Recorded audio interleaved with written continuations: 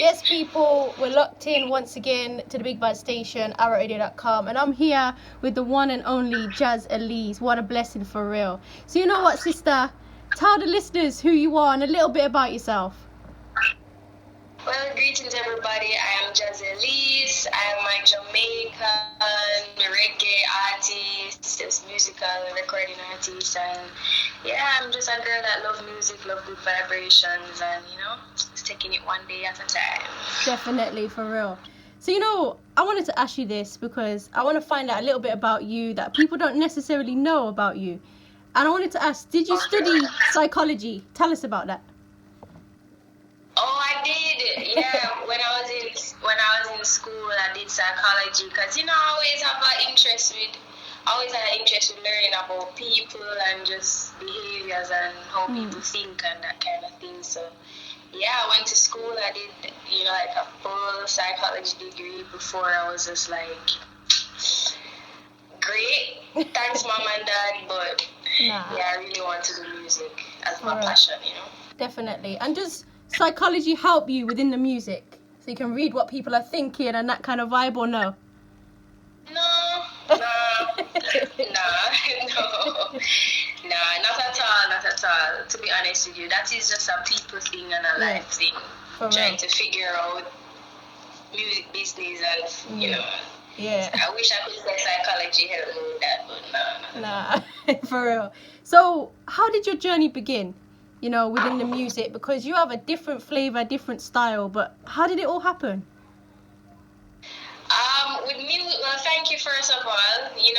It's interesting when people say it's a different flavor, different style. To me, it's just me, what I know. So, music, I've always been singing, church, school, the same things, but just like deciding to do music full time without knowing anybody in the industry. I don't come from a legacy family or anything like that, and I didn't know anybody in music. I really just went out on faith and just the fact that I love music and meeting up with people by chance who had the same love for music that I did, and experimenting and just wanting to try. That's really how I got my start a couple of years ago. Wow, for real. And you probably get this question all the time, but how did you meet how did you meet Protoje? How did that come about? Well, I met him through, it's a few different avenues. Connections. So JLL, the producer that I started working with and still work with, Yeah. He had a connection to Protoje, and Protoje had reached out to him saying he wanted to work with me or something like that for a rhythm that he was all-female juggling that he was thinking of. Yeah. But at the same time, I was hanging with Leela too, here and there, hanging out, and a little after I met her after she released Second Chance. I didn't know who she was, I just heard the song, and I was like, oh, I wonder if it's that girl. And, so there was that connection to the two different relationships that I had formed. And then it just happened to collide like this. Like, Leela was like, yo, Jazz, have a rhythm, and Diggy one, woman on it and such, and then John was just like, yo, so Diggy did reach out to me sometime ago to get it on a rhythm. So it was like connecting in many different spaces. Wow, so it was like it was meant to be, for real. Can't say something like that, we're here today, so I guess it was. Yeah, definitely. And so one of the, I don't know what it was, but one of the biggest performance from One Extra was when you four females just killed it with the rock and groove rhythm. It went fire, and it's still being played to this day. People are bigging it up. Tell us about that energy and that vibe with all four of you together. How did it come about? I couldn't tell you how it came about, but I just got the call to forward up to Habitat and pull a vibe, and never really get much more information than that. Just, all of y'all forward up to the Habitat and for BBC One Extra, Shawnee B. Yeah. And sing one song and then sing the rock and groove. So, the rest was just like, cameras on. And we just grab a mic and did our thing. For real. We never really discussed more than that. Wow, for real. Because the energy seemed like you guys have been practicing for ages and doing your thing, but nah, that didn't happen, did it? Not at all. No, not at all. We were just making a fool. You're just having fun and enjoying the music. Definitely. And you know, that's one thing I think a lot of people are loving is this female energy, the female kind of vibe. How are you feeling about it? Are you feeling like you're part of this new thing, or it's just you? So I hear I'm a part of it, but as you say, I'm just a female artist who happens to be a female, and doing this movement, and I'm blessed to be a part of the time now where women can once again just step forward as artists and musicians and do their thing. I'm just so grateful, man, to be a part of it. Definitely. And one of the tunes that I absolutely love from yourself is Fresh and Clean. That tune there, that tune is just, it's a tune. Tell us, how did that come about? Because it's just, like I said, it's a different energy. I don't know what it is. It's just a vibe. Thank you. The song that changed my life. To be honest with you, it's just a function of the kind of relationship that I have with the producer, JLL. Yeah.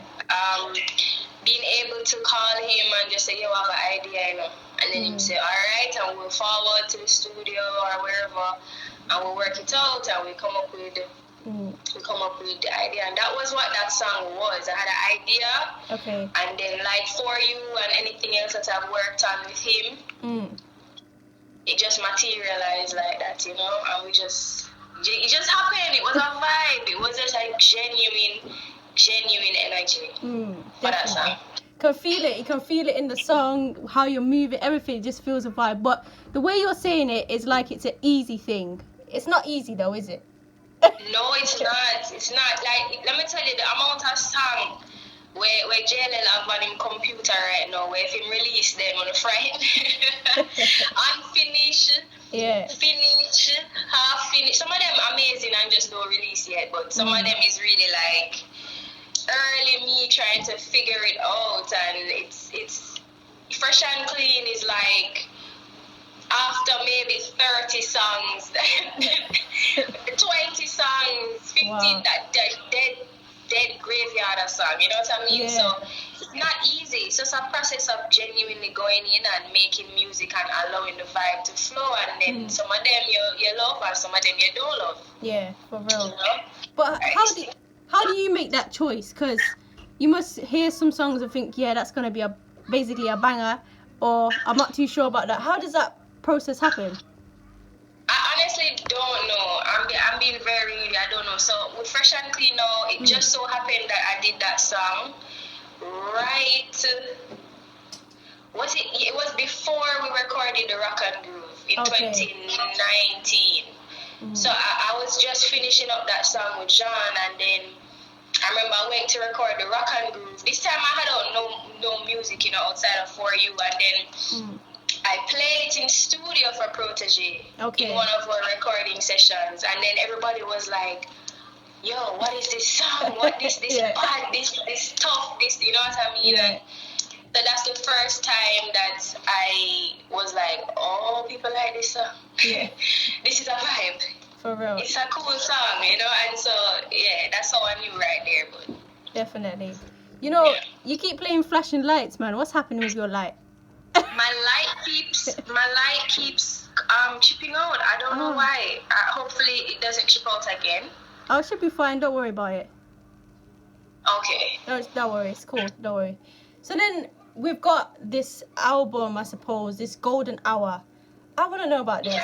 I need to know about this because this is a great piece, great compilation all put together. How did it happen? Well,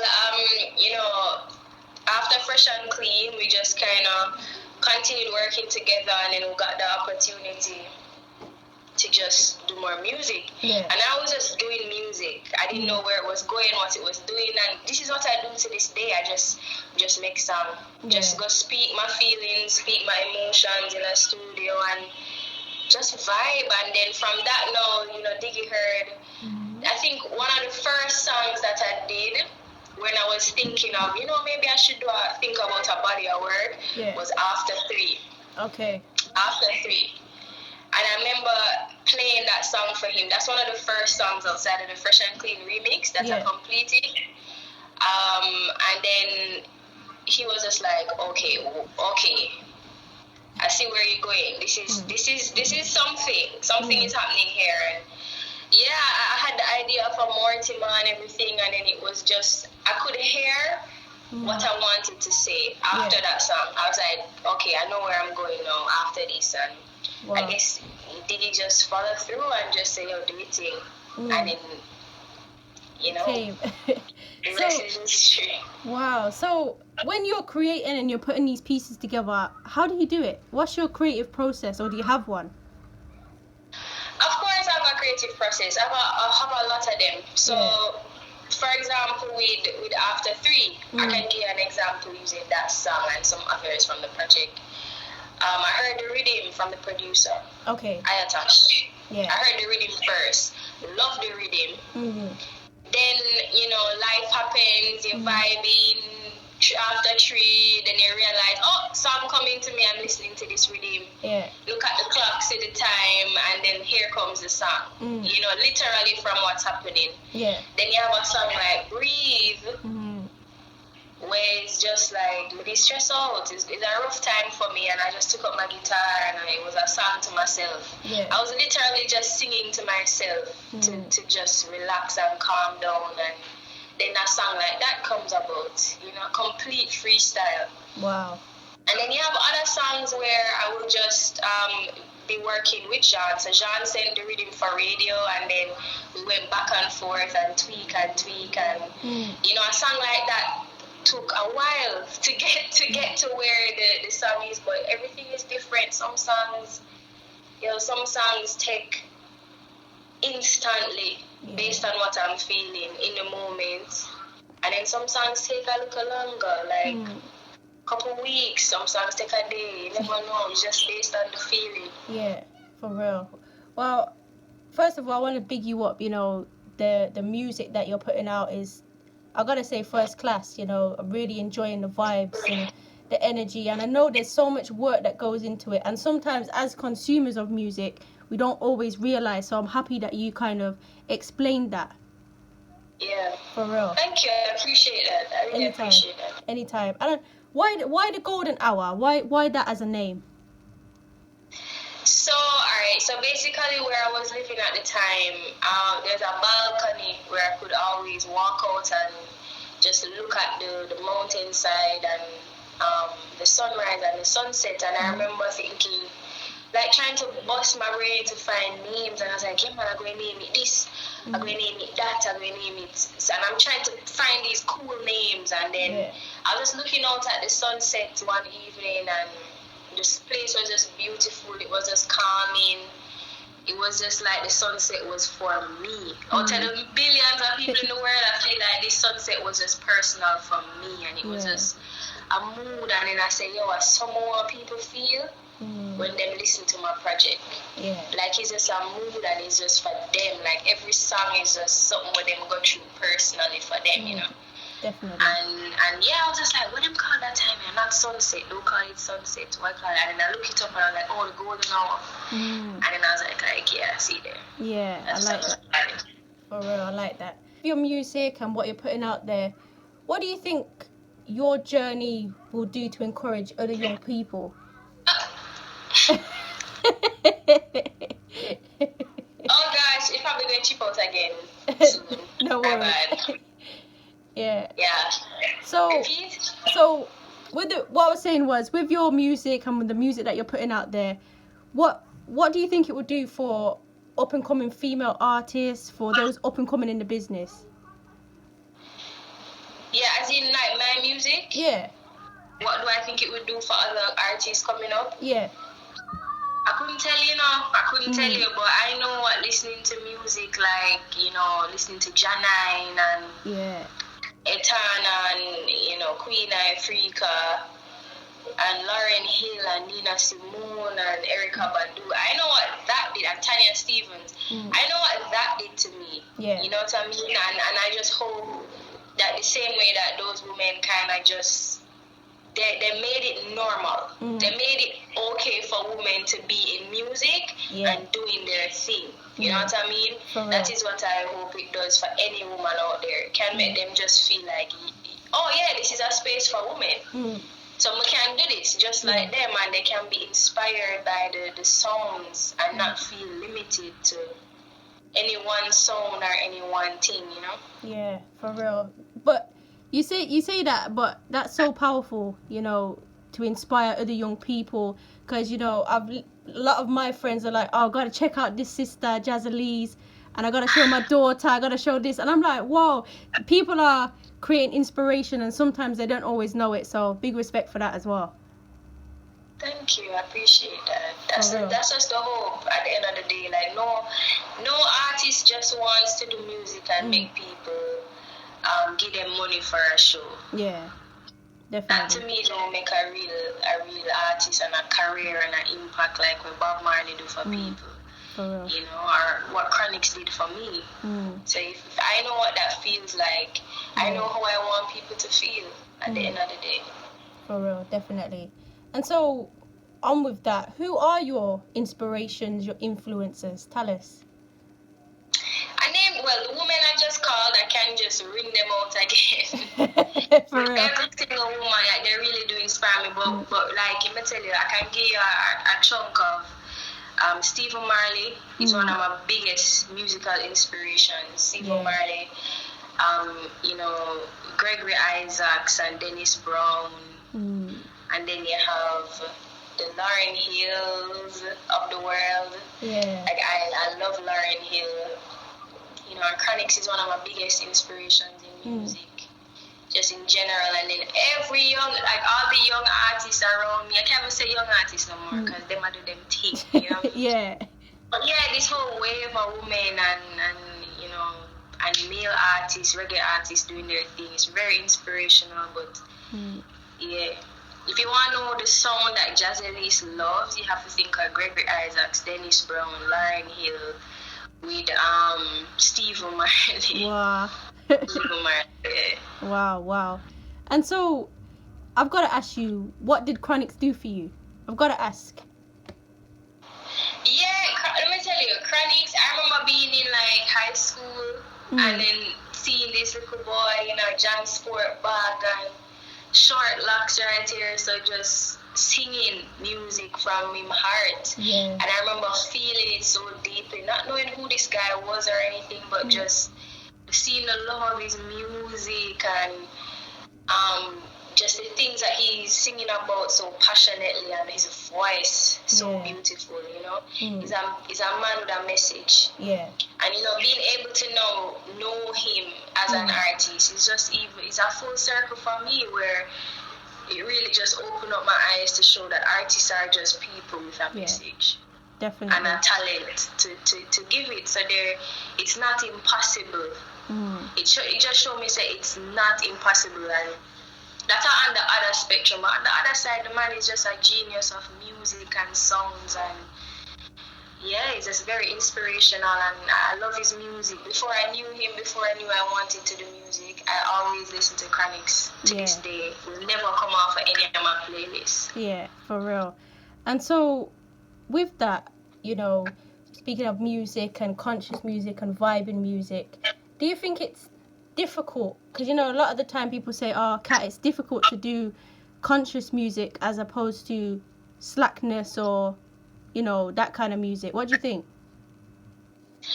I don't necessarily agree with that. Okay. Because believe me, if some people take up a rhythm and try to do a slack song, and them can't make a slack song as they think, like a next artist would do it. It's a talent, it's a skill. In my opinion, you know what I mean. From the song makes millions move and millions feel. The song is connected in a way, so it's worth something. You know what I mean. So, for me, I'm not really like for cast judgment on the kind of music. As long as it's not, you know, sending a bad message to people to do bad things. Okay.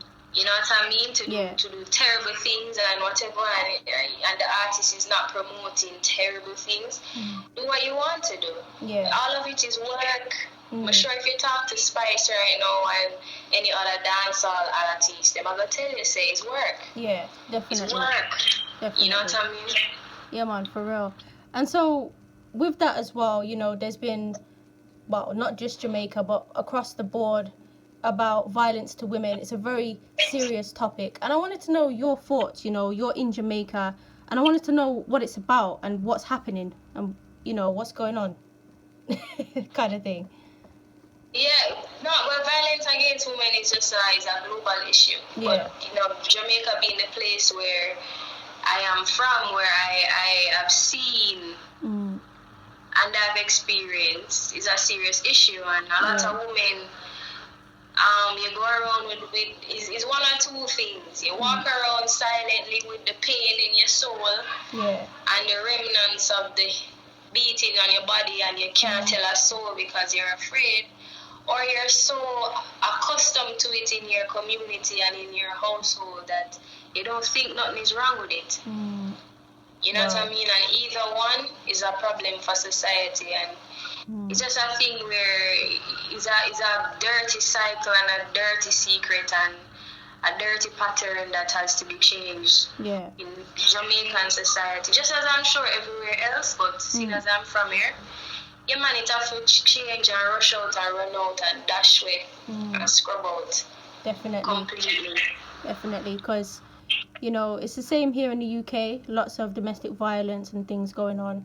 And you're right, it's horrible, it's a nasty, what I always say, how can we not solve it necessarily, but how can we help? You know, that's my kind of train of thought. Is it a case of music? Is it a case of support? I don't know.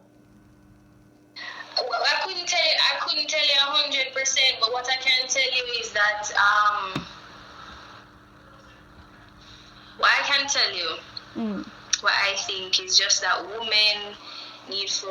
need to empower women and just make it very clear what is wrong in relationships, what is wrong, so that no girl will have a man hit her will think, you know, it's okay because my mom said it's okay and it happens sometimes. Or my cousin says it's okay, it happens sometimes. We need to get it so every woman you hear that it's wrong, it's bad, no, left the man, and that is the attitude and the mentality that women need to have. It's hard because we know say it's you know, if you've ever experienced it, you know, say it's not the big ruffian them a walk around beat woman all the time. It's a soft, kind looking people. We don't trouble anybody else, but them will terrorize them woman. You know what I mean? And it's just you have to get women empowered to know what is wrong. You have to get women to love themselves, so no man can trick them into believing that they deserve that. And once that happens, on a big scale, we might see a community shift. We might see a different kind of shift at the very least if our women feel better. But then on the next side, you need to teach the man them growing up not to do it. Yeah, definitely. Yeah, you have to teach men what is right and what is wrong. And though the jokes that me pass people, look up at me, and me hear them and make joke like my boxing in your face, you know, and you laugh and somebody laugh, them uncle laugh, and them whoever else laugh, and that's where they learn that it is okay. Yeah. We can joke about box up woman, and then you see look a teenager rough up the teenage girl, and it's terrible to watch and see. And then you look at people laughing around, so that girl then knows that she's not safe because they must have a laugh after her, and the man knows him I get ratings because him run a girl and boxer or whatever. It's just I couldn't even tell you where to start to fix it. We just have to pray. Yeah. The healing work in this country is being done, and at every level, school, college, society, community, online, whatever it is. That's all me can do. Because I couldn't tell you where to start. For real. You know what, big respect, you know, talking about that topic, because it's impacting everyone across the world. And another big topic as well, and I wanted to know your thoughts about it, is about, you know, we've been hit so much now about racism. We knew about it from way back when, but it seems to be like in the music, in the music, in the media, a lot more. And I wanted to know how it impacted you and how you feel about it. Well, to be honest with you, I grew up in a colonial island. You know what I mean? There's a history of colonialism here in the Caribbean, so that's nothing new to anybody down here in Jamaica. Even though we might not experience racism in the way that in modern times, like what an American, a black American would experience it, but our entire history is built on racism. I am here in Jamaica right now because of racism. Yeah. You know, I don't belong here. It's Africa my ancestors come from. Yeah. And, you know, obviously Europe because we blend up, you know? But, yeah, that has been our history. So Jamaica has been just fighting like the rest of the Caribbean to form our own identity and to push past whatever history of colonialism and racism and just strengthen ourselves as black people and strengthen our love of self and understanding of who we are and where we can go as black people. And I think that is one of the most powerful ways to shift racism. It's different here as opposed to in America where it probably is systemic and laws and all of them things there have to change, but out here we have to just know say the black race is powerful. Yeah. Since we don't have a you know, certain kinds of white supremacy out here, we don't have that necessarily. So we just have to know to love ourselves and support black people everywhere. Yeah. In all spaces.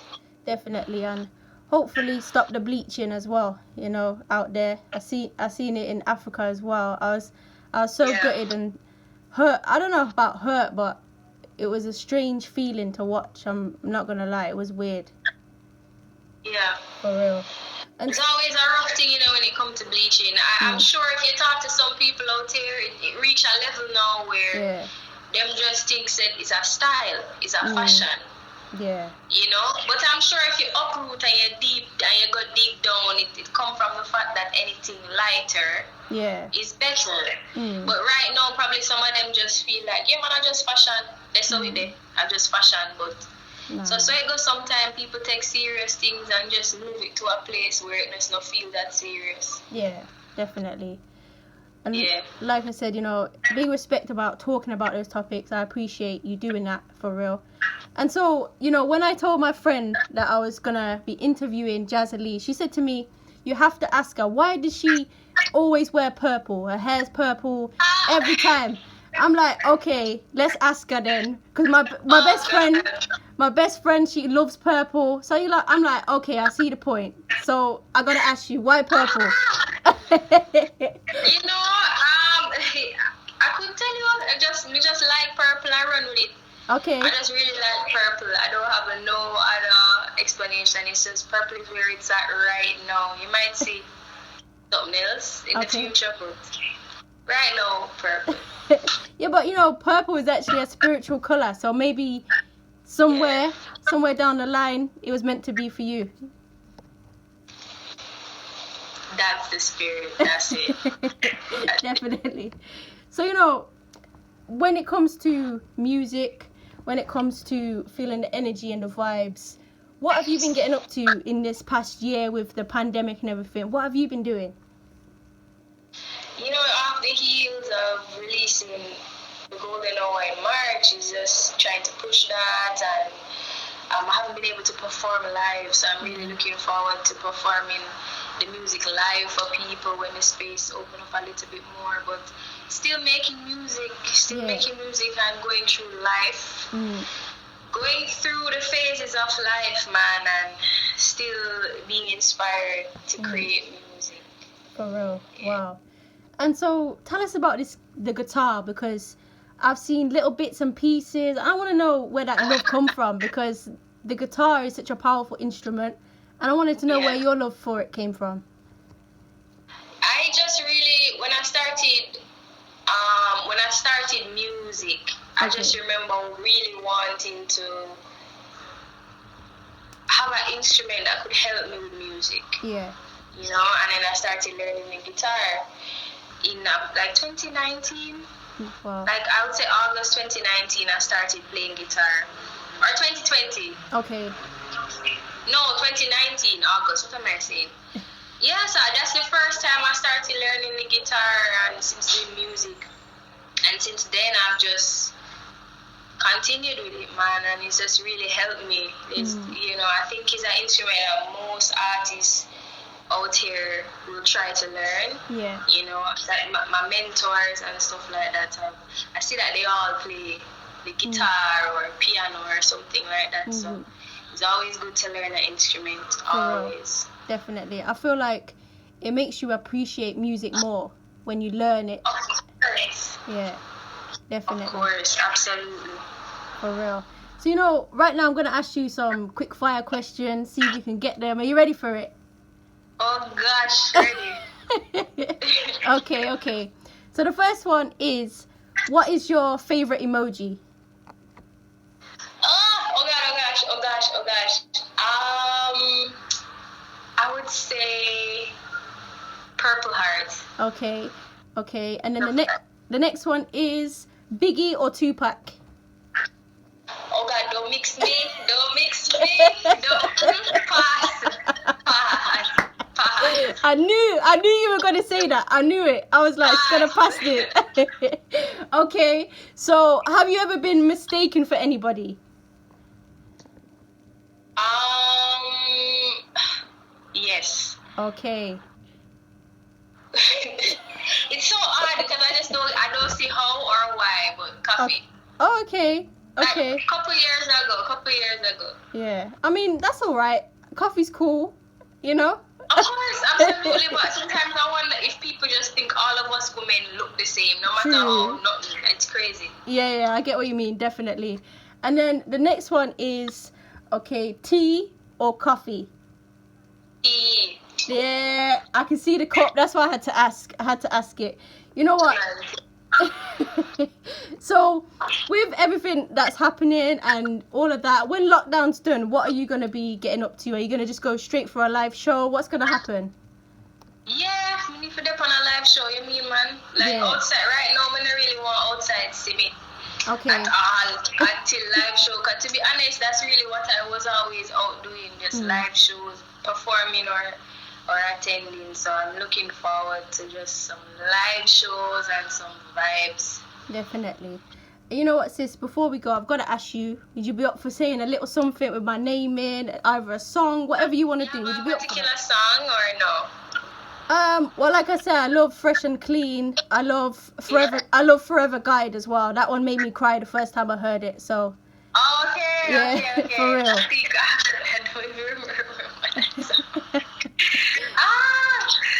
I can give you a Fresh and Clean. Okay. Cool. djkat, fresh and clean. Cat fresh and clean.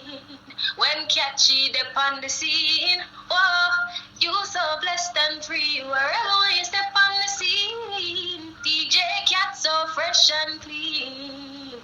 Hey, bop. An absolute blessing, and you know, I just hope that your journey keeps going and continuing, because it's a blessing for real. Keep doing your thing, man. Yeah, man, give thanks, DJ Cat. Anytime. Blessings, and thank you for the interview. I appreciate it. All right, man, bless up. Bless up. Bless.